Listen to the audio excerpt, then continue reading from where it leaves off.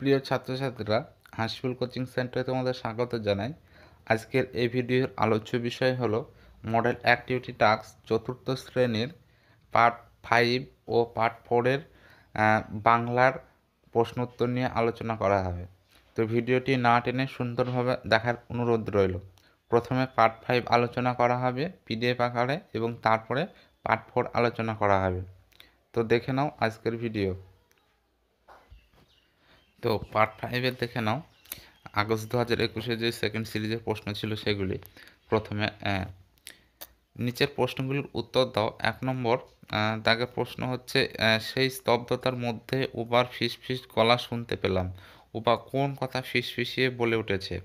উত্তর দেখে নাও যে অমরেন্দ্র চক্রবর্তীর লেখা আমাজনের জঙ্গলে গল্পে উক্ত কথায় উবা ফিসফিস করে বলেছিল বোতো বোতো, অর্থাৎ উবা জলের দিকে আঙুল দেখিয়ে বলতে চাইছিল যে বোতোকে দেখা যাচ্ছে।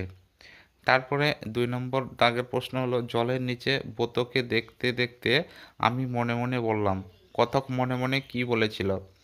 উত্তর অমরেন্দ্র চক্রবর্তীর লেখা আমাজনের জঙ্গলে গল্প কথক মনে মনে বলেছিলেন যে বোভো যদি সত্যি আমাজনের রক্ষাকর্তা হয় তাহলে সে যেন কথককে তার মা বাবার আর স্কুলের বন্ধুদের কাছে ফিরে যাওয়ার উপায় বলে দেয়। তারপরের প্রশ্ন দেখে নাও 3 নম্বর দাগের, আমি সাগর পাড়ি দেব। বক্তা সাগর পাড়ি দেওয়ার উদ্দেশ্য কি? উত্তর হচ্ছে কাজী নজরুল ইসলামের লেখা আমি সাগর পাড়ি দেব কবিতায় বক্তা সাগর পাড়ি দেওয়ার উদ্দেশ্য হলো বক্তা নিজেকে সওদাগর কল্পনা করে তার সপ্ত মধুকর ডিঙা সাগরে ভাসিয়ে দিতে চান।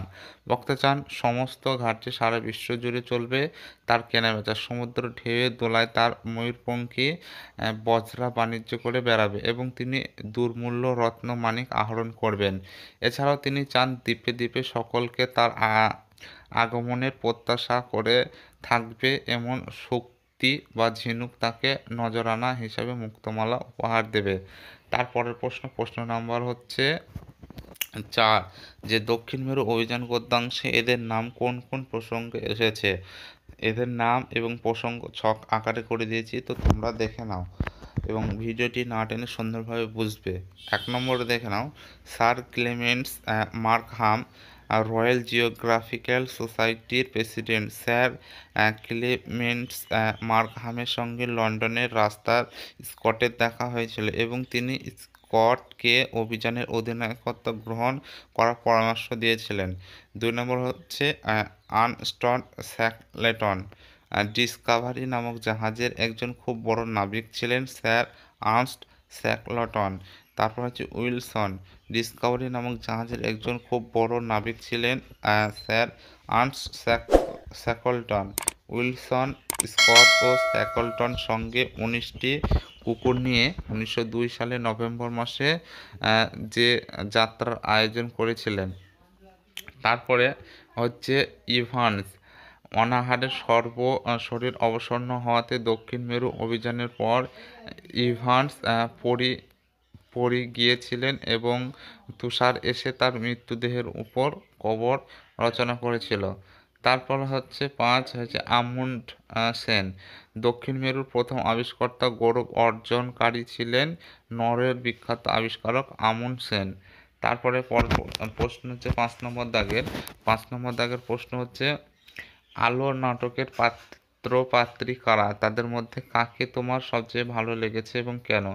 উত্তর লীলা মজুমদারের লেখা আলো নাটকে পাত্র পাত্রী হলো পিসি, সন্তু, নিতাই ও গুরুমশাই, এছাড়া বেড়াল, গায়কগণ ইত্যাদি। এদের মধ্যে পিসিকে আমার সবচেয়ে ভালো লেগেছে কারণ পিসির কথা শুনে শম্ভু ভয় উপেক্ষা করতে পেরেছে। শম্ভুর পিসি তাকে জানান যে তার বাবা মা বিদেশে গেলে তার দাদুই একদিন তাকে কোলে পিঠে করে মানুষ করেছে। দাদু তাদের সুস্থভাবে বাঁচিয়ে রাখতে প্রাণপণ চেষ্টা করেছিলেন। তিনি কিনা আজ ঔষধের অভাবে বিনা চিকিৎসায় মারা যাবেন এ কথা শুনে শম্ভুর ভয় কেটেছিল। পরের প্রশ্ন হচ্ছে 6 নম্বর দাগের, যে আমাদের দলটা চলল সোজা পিসিমার বাড়ির দিকে। সোজা পিসিমার বাড়ি কোন গ্রামে? তার বাড়ি যাওয়ার পথ কি ঘটেছিল? উত্তর হচ্ছে মনীন্দ্র গুপ্তের লেখা অ্যাডভেঞ্চার তথ্যজাল অ্যাডভেঞ্চার যে বর্ষার শীর্ষক সব গল্পের সেজ পিসির বাড়ি চন্দ্রহার গ্রামে। সেজ পিসি বাড়ি যাওয়ার পথে বিকেলবেলায় যে ঝড় বৃষ্টি শুরু হয়, বৃষ্টি ঝেঁপে এলে তার গায়ে তলায় দাঁড়ান এবং দেখতে পান দূরের মাঠে জল দাঁড়িয়ে গেছে। বৃষ্টিতে মাঠের গোড়ালি ডোবা জলপুকুর থেকে আসা কই মাছগুলিকে কথকরা তাদের উল্টানো ছাতার মধ্যে ভরে নেন। তো এই ছিল পার্ট 5 এবং তোমরা পার্ট 4টা দেখে নাও। তো ভিডিওটি না টেনে পার্ট 4গুলো সুন্দরভাবে তোমরা দেখে নেবে। তো চতুর্থ শ্রেণীর পার্ট 4-এর প্রশ্ন উত্তরগুলি দেখে নাও। 1 নম্বর দাগের বলা হয়েছে কি, একটি বাক্যে উত্তর দাও। 1.1 নম্বর প্রশ্ন, সন্দেহ নেই মাত্র কোন বিষয়ের কবির মনে কোনো সন্দেহ নেই? উত্তর, কবি এই পৃথিবীর বিরাট খাতায় পাঠ্য বই থেকে নতুন নতুন জিনিস শিখেছেন, তাতে তাহার সন্দেহ নেই। পরের প্রশ্ন দেখে নাও যে কি বলা হয়েছে, গর্তের ভিতরে খেয়েও বক্তাকে? উত্তরে হচ্ছে উপরে উল্লেখিত লাইনটির বক্তা হলো শিয়াল। তারপরে 1.3 তত্ত্বচান স্কুলে গিয়ে ইয়াসুকি চানকে কোন অবস্থায় দেখতে পেল? উত্তর হচ্ছে তত্ত্বচান স্কুলে গিয়ে ইয়াসুকি চানকে ফুল গাছে গুলোর পাশে দাঁড়িয়ে থাকতে দেখেছে। তারপরে 1.4 নম্বর প্রশ্ন দেখে নাও যে সবাই বললে বেজায় মিঠে, তাদের কাছে কোন কোন খাবার বেজায় মিঠে লেগেছিল? উত্তর, ধুলোবালির কোরমা, পোলাও, কাদার পিঠে মিছিমিছি খেয়ে সেগুলি তাদের মিঠে মিঠে লেগেছিল। তারপরে 1.5 বক সে চালাক অতি চিকিৎসক, চঞ্চু। চঞ্চু শব্দের অর্থ কী? উত্তর, এখানে চঞ্চু কথার অর্থ হলো ওস্তাদ। তারপরে 1.6 মালগাড়ি কবিতায় কথক কার কাছে মালগাড়ি হওয়ার বর চাইবে? উত্তর, মালগাড়ি কবিতায় কথক পরিবারের কাছে মালগাড়ি হওয়ার বর চাইবে। তারপর 1.7 সে ঘোর বনে মানুষের নামগন্ধ নেই, শুধু জনজোয়ারের কিলিবিলি, কোন জঙ্গলের কথা বলা হয়েছে? উত্তর, এখানে লুসাই পাহাড়ের জঙ্গলের কথা বলা হয়েছে। তারপরে দেখে নাও 1.8 নম্বর প্রশ্ন, ইচ্ছা করে সেলেট ফেলে দিয়ে অমনি করে বেড়াই নিয়ে ফেরি। কথকের কী কী ফেরি নিয়ে বেড়াতে ইচ্ছা করে? উত্তর, কথকের চুড়ি ও চিনের পুতুল ফেরি করে বেড়াতে ইচ্ছা করে। তারপরে 2 নম্বর দাগে নিজের ভাষায় উত্তর দাও। নানা ভাবের নতুন জিনিস শিখছি দিবারাত্রি। সবার আমি ছাত্র কবিতায় কবি কীভাবে প্রকৃতি থেকে দিনরাত নানা ভাবের নতুন জিনিস শেখেন? উত্তর, উদ্ধৃতি অংশটি সুরমল বসুর সবার আমি ছাত্র নামক কবিতা থেকে নেওয়া হয়েছে। কবি প্রকৃতির কাছ থেকে দিনরাত কিছু না কিছু শিখে চলেছে। যেমন আকাশের কাছে তিনি উদার হতে শিখেছেন, পাহাড়ের কাছে তিনি মৌন হতে শিখেছেন, চাঁদের কাছে মধুর কথা বলতে শিক্ষা পেয়েছেন। এছাড়াও মাটির কাছে সহিষ্ণুতা, পাষাণের কাছে কঠোর হওয়ার এবং ঝর্ণার কাছ থেকে কবির গান গাওয়ার শিক্ষা পান। এভাবে প্রতিনিয়ত প্রকৃতির কাছে কবি নতুন জিনিস শিখতে থাকেন। তারপরের প্রশ্ন হচ্ছে 2.2 গাছে ওঠার ব্যাপারটা তাহলে এরকম, বক্তার অভিজ্ঞতার নিরিখে গাছে ওঠার ব্যাপারটা কীরকম? উত্তর, তত্ত্বচানের অ্যাডভেঞ্চার গল্পে গাছে ওঠার ব্যাপারটা বড় অদ্ভুত পরিকল্পনার মতো। একটি মই এনে গাছে লাগানো হলো। ইয়াসুকি চান নিজের উঠতে পারল না, তত্ত্বচান তাকে নিচ থেকে ঠেলে তোলার চেষ্টা করেও ব্যর্থ হয়।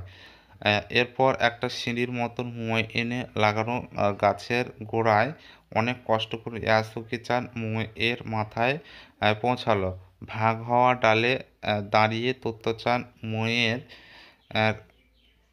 মইয়ের মাথায় পেটের উপর করে ভর দিয়ে শোয়ায়। ইয়াসুকি চানের টানতে থাকে। অবশ্যই দুজনে গাছের ডালে মুখোমুখি দাঁড়াতে পারল। তত্ত্বচান ইয়াসুকি চানকে আমন্ত্রিত জানালো, স্বাগত। ইয়াসুকি চান গাছের গায়ে পিঠ ঠেকিয়ে লাজুকভাবে হেসে বলল, আসতে পারি ভিতরে? তারপরে প্রশ্ন হচ্ছে যে 2.3 আমবাগিচার তলায় যেন তারা এসেছে, একথা বলা হয়েছে কেন?